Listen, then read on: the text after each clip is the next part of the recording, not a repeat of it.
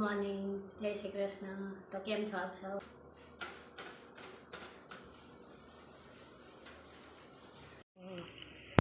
જો અહીંયા રીંગણા બટેટાનું શાક બનાવ્યું હતું. ટિફિનમાં બીરજુ લઈ ગયો છે.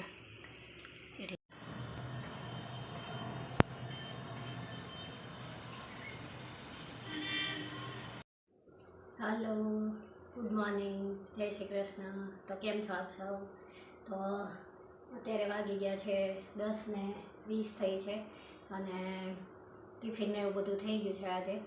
એટલે બીરજુ ટિફિન લઈને વયો ગયો છે. તો ટિફિનમાં આજે બનાવ્યું છે રીંગણા બટેકાનું શાક ને રોટલી અને દાળ ભાત પણ કર્યા છે. એટલે બધું થઈ ગયું છે આજે. આજે વહેલું કરી નાખ્યું કારણ કે બહુ બફારો થાય છે એટલા માટે. તો હા, સૌથી પહેલાં ગઈકાલે સુરતમાં હમણાં 2 દિવસથી આખા ગુજરાતમાં આમ તો પણ સુરતમાં બહુ જ વરસાદ પડ્યો. તો જે લોકો પણ સુરતના હોય એ લોકો ખાસ ધ્યાન રાખજો તમારું, તમારા ઘરનું અને બાળકોનું. કારણ કે પેપરમાં વાંચ્યું એટલે ખબર પડી કે બહુ જ ખરાબ પરિસ્થિતિ થઈ ગઈ છે ત્યાં આગળ.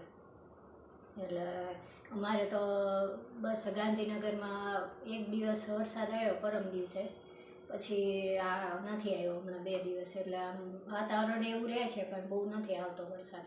તો સૌરાષ્ટ્ર બાજુ અને સુરત બાજુ ને એ બાજુ આજુબાજુના ગામડામાં ને બધે બહુ ખરાબ પરિસ્થિતિ છે ને ત્યાં 18 ઇંચ વરસાદ આવ્યો. એટલે ધ્યાન રાખજો ખાસ. એટલે બસ જો હવે હું મારું બીજું કામ ચાલુ કરું છું. તો આજે રસોઈને એવું વહેલું પતી ગયું. તો મને એમ થાય છે કે આ બધા મારા ડોર છે ને બધા ક્લિનિંગ કરી નાખું. એમાં છે ને બહુ ડાઘા પડી ગયા છે બધા. તો ચાલો એ શરૂ કરીએ. તો જો અહીંયા આવા બધા ડાઘા પડી ગયા છે ને તો હું લૂછી નાખું. તો આ સ્ક્રબ જ મેં લીધું છે સિમ્પલ. અને આ ઓલું કિચન ક્લીનર છે મિસ્ટર મસલનું. તો આ છે ને બહુ સરસ છે. આનીથી આપણે ટાઇલ્સ, પછી કિચનનો ગેસ, પછી પ્લેટફોર્મ એ બધું તો સાફ કરી શકાય. પણ અહીંયા તે બધો છે ને ડાઘ બાગ બધા બહુ સરસ વયા જાય છે. એટલે હું આનીથી જ સાફ કરી નાખું. જો હું તમને દેખાડું.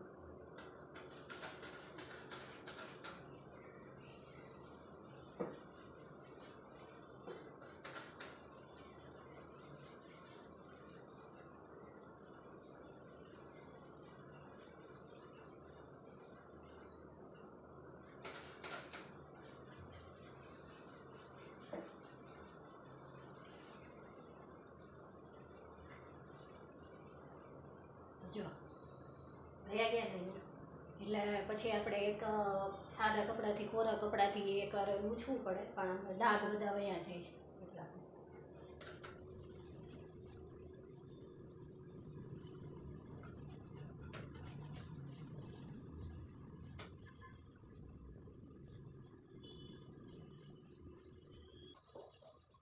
જો અહીંયા પાટના જેવા ડાઘ પડી ગયા તો એ રીતે વયા જશે. જો આને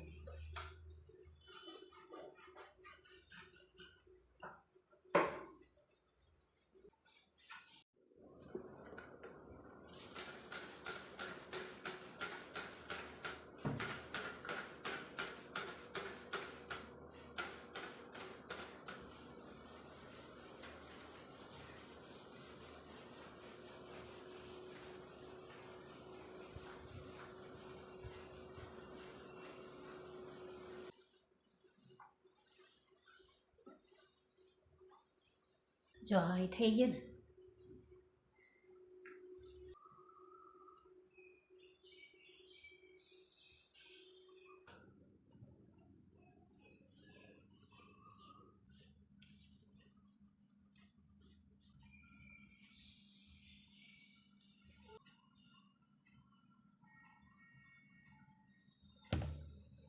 તો બધા બાણા અને સ્વિચ બોર્ડ લૂછી નાખ્યા છે.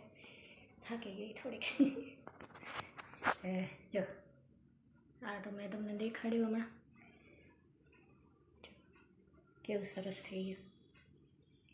પછી આ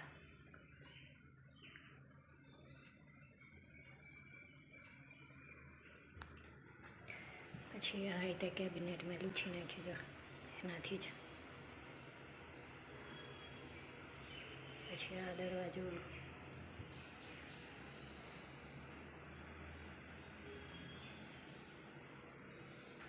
અહીંયા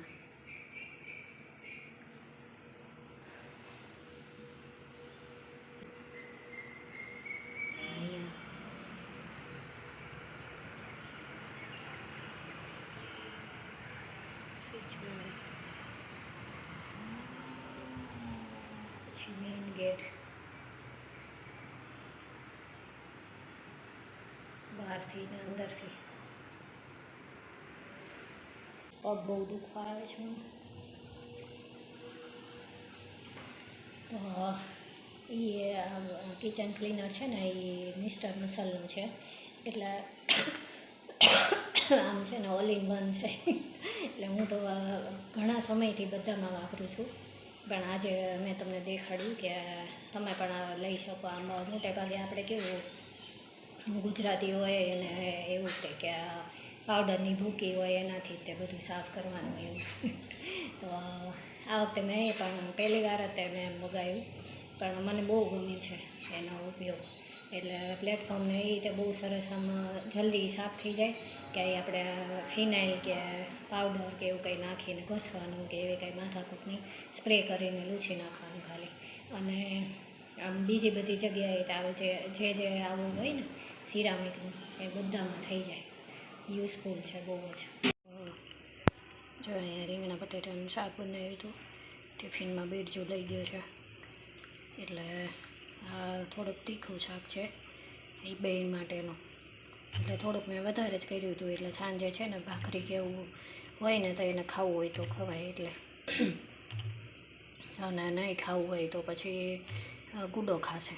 ગુડા નહીં ભાવે આવું થોડુંક આમ છે ને આમ ઓળા જેવું હોય ને એવું કરું, એટલે એવું એને ભાવે બેયને, એટલા માટે.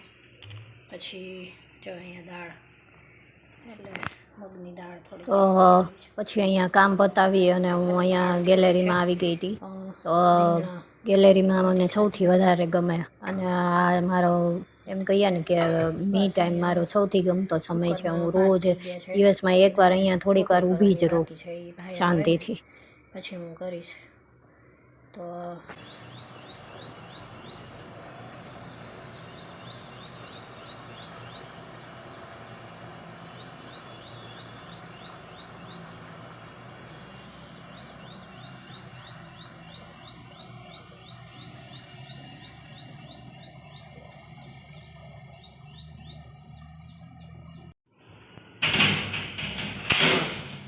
તોફાની બાબલું આવી ગયું છે.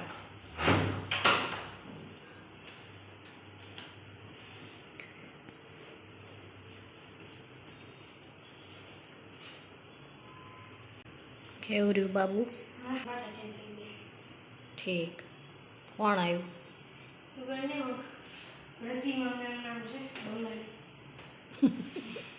સારું, સરસ.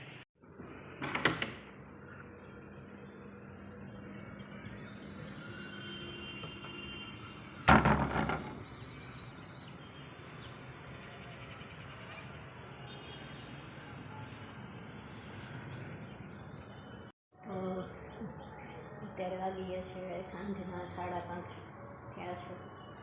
5:30 નહીં, વધુ થયા છે. 6 વાગ્યા હશે કદાચ. તો બસ હમણાં થોડીક વાર પહેલાં જ ઉઠી હજી, કારણ કે થાકી ગઈ હતી બહુ. પગ બહુ દુખવા મને છે ને, પગ આમ બહુ દુખ્યા કરે છે આખો દિવસ. એટલે ગુડાભાઈ ગયા નીચે રમવા, એનો ફ્રેન્ડ બોલાવા આવ્યો ને ત્યારે જાગી. એ તો બપોર ન સૂવે, એટલે એ હોમવર્ક કરતો હતો એનો. અને થોડીક વાર સૂઈ ગયો હતો, કલાકથી 3:30 સુધી કે એમ સૂઈ ગયો હશે લગભગ. 3:45 આલામ મૂકવાનું કીધું હતું મને. હું 3 વાગે હું સૂવું ત્યાં સુધી હું મારું કંઈક કામ કરતી હોય કે કંઈક જોતી હોય કે એવું કરું. પછી એને 3:45 ઉઠીને પછી હોમવર્ક કરતો હતો. અને પછી એનો ફ્રેન્ડ બોલાવા આવ્યો ને એટલે ગયો રમવા. પછી મને ઉઠાડી, મમ્મા હું જાઉં છું. એટલે ત્યારે બંધ કરવા ઉઠાડે મને ત્યાર સુધી સુવા દે. એટલે બસ જો આજે અત્યારે શું બનાવવું એ વિચાર કરું છું હવે ત્યારની. એટલે વાતાવરણ તો હજી એવું જ છે, આમ બહાર મેં તમને હમણાં દેખાડ્યું એમ થોડો ઘણો વરસાદ આવે ને તો સારું એમ. અહીંયા આજુબાજુવાળા એ બધા એમ કે સૌરાષ્ટ્ર બાજુને એમ ગયો એમ મમ્મી ત્યાં છે ને તો એમ કે મમ્મીને કહો કે અહીંયા મોકલે વરસાદને. અહીંયા ઓછો, અહીંયા બહુ આવતો નથી ને તો ગરમી થયા કરે એટલે ને એ બાજુ મુંબઈ બાજુ ને ભાવનગર બાજુ ને એ બાજુ બહુ વરસાદ છે ને એટલે આમ થોડીક ઠંડક થાય ને બધાને એવું રહી ન કે એટલે. અને આપણે હું જેન્ટ્સ તો હજી હાલો કે બહાર જાય ને બહાર લઈને એમ, આપણે તો એમ થાય કે ક્યાં જવું એ ક્યાં રોજે રોજે એવું થાય.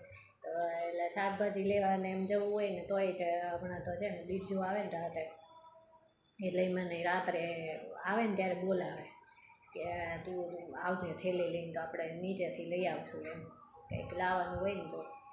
એટલે પછી ત્યારે થોડીક વાર બહાર જઈએ, બાકી ઘરમાં જ હોય એટલે પછી ક્યારેક કંટાળી જવાય એવું થાય. એટલે બસ જો હવે હું વિચાર કરું છું કે શું બનાવવું એમ, એટલે પછી કરીશ રસોઈ હવે શાંતિથી. એ તો આવે મોડો એટલે તો અમારે તો અહીંયા છે ને નીચે શાકભાજીવાળા રાત્રે 10 વાગ્યા સુધી હોય, અહીંયા ગેટની બહાર જ ઊભા રહે, એટલે એ તો 9:30-10 સુધી હોય એટલે વાંધો ન આવે. વરસાદ હોય તોય તે આમ બહુ શાક ન હોય ત્યારે પણ ઊભા તો હોય એમ થોડું ઘણું કંઈક આપણે એકાદ દિવસ હાલી જાય તો મળી જ જાય એવું. તો બસ હવે લાઈક આપજો અને મારી ચેનલને સબસ્ક્રાઈબ કરજો. Thank you. જય શ્રી કૃષ્ણ.